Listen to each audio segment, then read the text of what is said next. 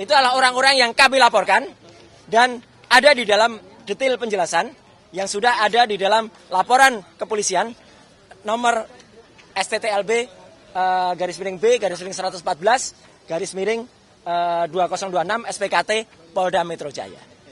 Saya jelaskan lagi. Jadi memang ada dua klaster. Klaster yang pertama saya dituduh berijazah palsu. Ya. Jadi ijazah saya dari S1 dari UGM ini dituduh palsu. Clear ya, jelas betul. Ini ada legalisasinya. Silakan difoto, silakan dianalisis. Ya, kalau ada orang ya, silakan diuji ELA, silakan diuji luminance gradient. Silakan diuji apapun kalau ini apa ijazahnya. Kemudian artinya bentuk kejujuran. Kemudian ijazah S2 saya dari UGM juga ini. Silakan diuji ya. Silakan diuji juga. Ini saya magister kesehatan, makanya di belakang saya ada MKes-nya. Kalau tadi gelarnya di depan ada dokter andesnya. Dan saya S3. Kenapa saya perlu jelas S3? S3 inilah saya memutuskan untuk mengundurkan diri dari partai karena saya sekolah menempuh S3 ini.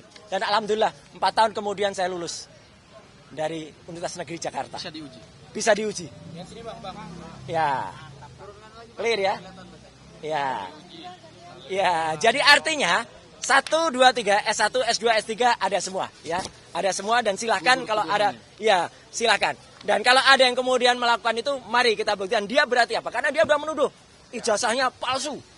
Gitu ya. Kemudian bla bla bla. Yang kedua yang tadi sudah disebut, saya dituduh melakukan korupsi di proyek Hambalang. Ya. Saya justru mengundurkan diri dari partai itu karena mau sekolah tadi. Dan salah sedikit dari orang di partai itu yang telah memperoleh 5% sebagai kader terbaik partai.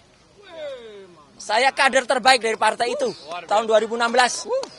Dan setelah itu saya justru 4 tahun berikutnya saya izin kepada ketua umum waktu itu untuk mengundurkan diri karena saya mau sekolah.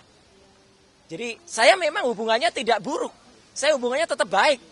Dan justru karena hubungan baik itu maka ketika saya dituduh kemudian melakukan korupsi di Hambalang, alhamdulillah justru nanti akan ada saksi yang sangat prinsipal yang mengetahui persis ketika kasus Hambalang itu beliau berada di KPK. Ya, dan itu akan sangat membantu kita dan akan menjelaskan Roy Suryo tidak termasuk dalam lidik dan tidak ada. Clear banget. Ya, kenapa saya dibikin videonya? Jadi sebenarnya pasal 32 dan 35 Undang-Undang ITE pun masuk dan nanti akan didalami. Karena saya digambarkan ada di Hambalang, saya digambarkan ada di rombongan yang meneliti itu, dan saya digambarkan terlibat dalam urusan itu. Jadi sekali lagi, tuduhan-tuduhan mereka, kabar bohong dan fitnah adalah telak. Ya. Dan itu masuk semua. Jadi makanya Polda Metro Jaya dengan cepat bisa menerbitkan LP.